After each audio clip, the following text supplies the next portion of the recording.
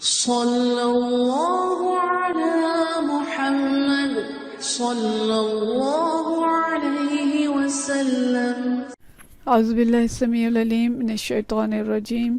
بسم اللہ الرحمن الرحیم، والصلاۃ والسلام علی رسول الکریم۔ بخاری شریف کتاب صفت الصلاۃ، اور آج جو باب ہم پڑھیں گے، پچھلی دفعہ بھی ہم نے کچھ احادیث اسی بارے میں پڑھی تھی۔ یہ باب ہے ما یتخیر من الدعاء بعد التشہد ولیس بواجب، کہ تشہد کے بعد کسی دعا کا انتخاب کیا جائے مگر یہ واجب نہیں۔ پچھلی دفعہ ہم نے کچھ دعائیں پڑھی تھیں جو نبی کریم صلی اللہ علیہ وسلم نے مختلف صحابہ کرام کو سکھائی تھی۔ تشہد کے بعد ان میں سے کوئی بھی دعا جو ہے وہ پڑھی جا سکتی ہے، تو وہی چیز سب نے آگے جاری ہے کہ تشہد کے بعد کسی بھی دعا کا انتخاب کیا جا سکتا ہے۔ ما یتخیر، کہ جس چیز کو چاہیں اختیار کر لیں، ضروری نہیں ہے کہ ایک ہی دعا ہو۔ ہم چونکہ ظاہر اجمی ہیں، ہمیں عربی آتی نہیں ہے، ہمارے ماں باپ نے ایک دعا سکھا دی اور ہمیں وہی دعا جو ہے وہ ساری زندگی چلتی رہتی ہے، جب تک کہ کسی کو خود سمجھ نہیں آتی، کوئی خود علم حاصل نہیں کرتا یا اس کو کوئی استاد نہیں بتاتا، تو ہمیں پتہ نہیں چلتا کہ بہت ساری اور دعائیں بھی ہیں جو پڑھی جا سکتی ہیں۔ تو یہ حدیث اسی چیز کے بارے میں ہے کہ اور بھی دعائیں ہیں جو پڑھی جا سکتی ہیں اور سیکھی جا سکتی ہیں۔ تو ایک بات تو یہ، اور دوسری بات یہ کہ ولیس بواجب، مگر یہ واجب نہیں ہے کہ ضرور بدل بدل کے ہی پڑھیں، یعنی جو پسند ہے وہ پڑھ لیں،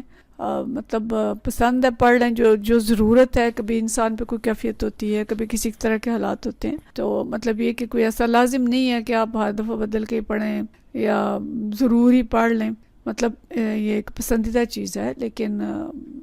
واجب نہیں ہے۔ تو حدیث ہے 800، اور حدیث عبداللہ بن مسعود رضی اللہ تعالیٰ عنہ سے روایت ہے۔ عبداللہ بن مسعود رضی اللہ تعالیٰ عنہ قال، عبداللہ بن مسعود رضی اللہ تعالیٰ عنہ فرماتے ہیں، کننا اذا کننا مع النبی صلی اللہ علیہ وسلم فی صلاۃ، کہ ہم نماز میں نبی کریم صلی اللہ علیہ وسلم کے ساتھ ہوتے تھے،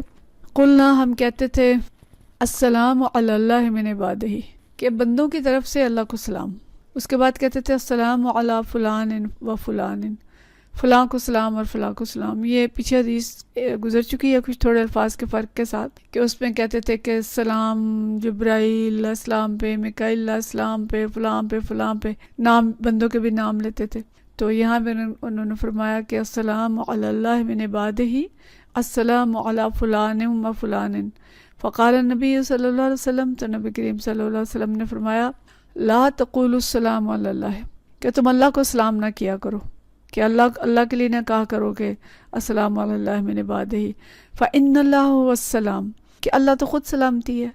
اللہ تو خود سلامتی دینے والا ہے، تو اس کو اس طرح سے سلام بھیجنے کی ضرورت نہیں ہے۔ ولیکن قولوا، لیکن تم کیا کہو، التحیات للہ، اللہ کے لیے تحیہ ہے، والصلاۃ، میری نماز، والطیبات، میرے سارے اچھے کام، اور السلام علیک ایھا النبی ورحمۃ اللہ وبرکاتہ،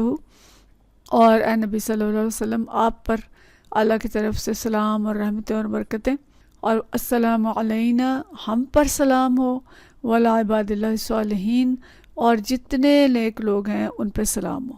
پھر آپ نے فرمایا فإنکم اذا قلتم، جب تم یہ کہو گے، اصاب کل عبد فی السماء او بین السماء والارض، تو یہ جو سلام ہے اور اس کے دعا کے اثرات ہیں وہ ہر بندے کو پہنچیں گے، چاہے وہ بندہ آسمان میں ہے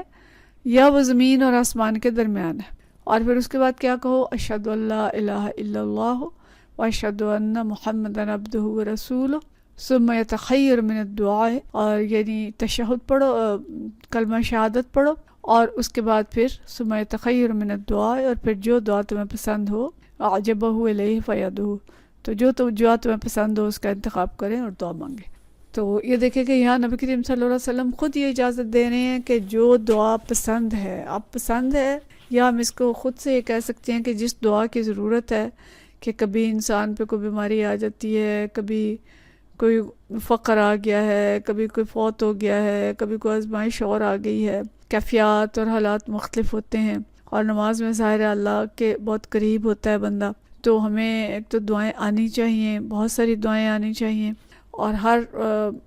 جو ہمارے حالات ہوں ان کی مناسبت سے ہم تشہد کے بعد کلمہ شہادت اور درود شریف پڑھنے کے بعد ہم جو دعا چاہیں مانگیں، چاہے وہ قرآنی دعا ہے چاہے وہ مسنون دعا ہے. تو بلکہ بعض علماء تو یہاں تک بھی اجازت دیتے ہیں کہ آپ بے شک اپنی زبان میں دعا مانگ لیں، وہ بھی مانگ سکتے ہیں. تو مطلب یہ ہے کہ اللہ سے مانگنا ہے، جو ضرورت ہے، جو اچھا لگتا ہے وہ مانگیں. لیکن اگر قرآن کی دعا ہے اور حدیث کی دعا ہے تو اس کے الفاظ اور اس کا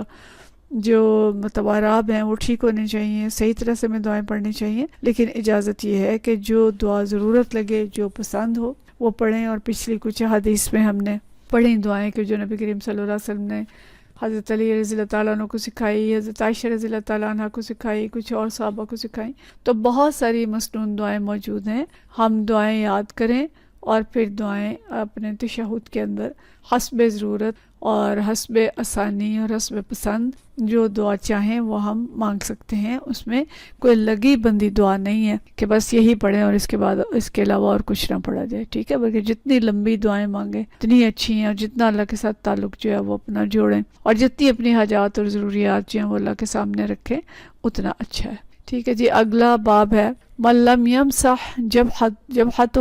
وانفہ حتی صلی، کہ جو شخص نماز مکمل کرنے تک اپنی پیشانی اور ناک کو مٹی وغیرہ سے صاف نہیں کرتا. مطلب کیا ہے کہ نماز کے اندر سجدہ کرتے ہوئے اگر کچھ جگہ پہ سجدہ کیا ہے، بعض کا جان ماز پہ بھی کوئی چیز لگی ہوتی ہے، تو جو پیشانی پہ یا ناک پہ کوئی چیز لگی ہے تو یہ نہیں کہ نماز کے درمیان ہی اس کو رگڑنا شروع کر دیں اور صاف کرنا شروع کر دیں، بلکہ کیا ہے کہ نماز کے اندر کچھ چیز لگ گئی ہے تو پیشانی اور ناک کو صاف نہ کیا جائے. ابو عبداللہ یعنی امام بخاری فرماتے ہیں رأیت حمیدی یحتج بہذا الحدیث اللہ یمسح الجبہۃ فی الصلاۃ، کہ میں نے حمیدی کو اس حدیث سے استدلال کرتے ہوئے دیکھا کہ نماز میں پیشانی کو صاف نہیں کرنا چاہیے. حمیدی جو ہیں یہ امام بخاری کے استاد تھے. تو حدیث جو ہے یہ ہے 801، اور یہ حدیث ابی سلمہ رضی اللہ تعالیٰ عنہ سے روایت ہے. عن ابی سلمہ قال، ابو سلمہ فرماتے ہیں سألت ابا سعید الخدری رضی اللہ تعالیٰ عنہ، میں نے ابو سعید خدری رضی اللہ تعالیٰ عنہ سے پوچھا. فقال، انہوں نے بتایا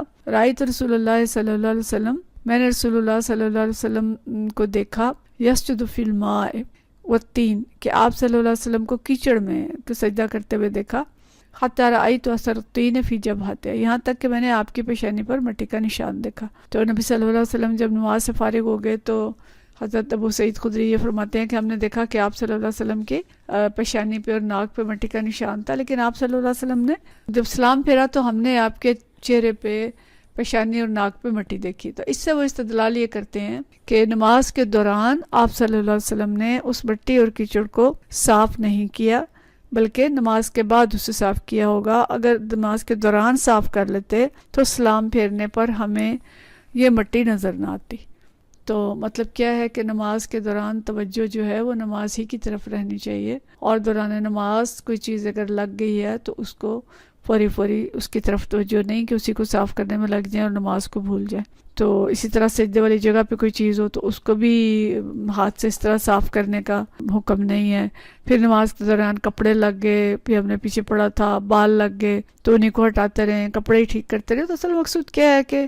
نماز میں اصل توجہ جو ہے وہ نماز کی طرف رہے، اور ادھر ادھر کی چیزوں کی طرف توجہ جو ہے وہ کم ہو، اور کپڑوں کے ساتھ کھیلنا، بال اور پیشانی صاف کرنا، ناک صاف کرنا، تو مطلب ان چیزوں کے بجائے توجہ جو ہے وہ نماز کی طرف رکھی جائے. تو دو چیزیں آج ہم نے دیکھی، ایک تو تحیات کے بعد، تشہد کے بعد جو دعا پسند ہے وہ پڑھ لی جائے، اور دوسرا دوران نماز پیشانی اور ناک یا جسم کی کسی حصے کو اس طرح سے صاف وغیرہ نہ کیا جائے. اس کا یہ مطلب نہیں ہے کہ اگر زکام ہے، فلو لگا ہوا ہے اور ناک بہہ رہی ہے تو اس کو صاف نہیں کرنا، یہ مقصد نہیں ہے. وہ صاف کر سکتے ہیں، لیکن سجدے کے دوران کوئی چیز لگ گئی ہے تو اس کو صاف نہیں کرنا. وآخر دعوانا ان الحمدللہ رب العالمین.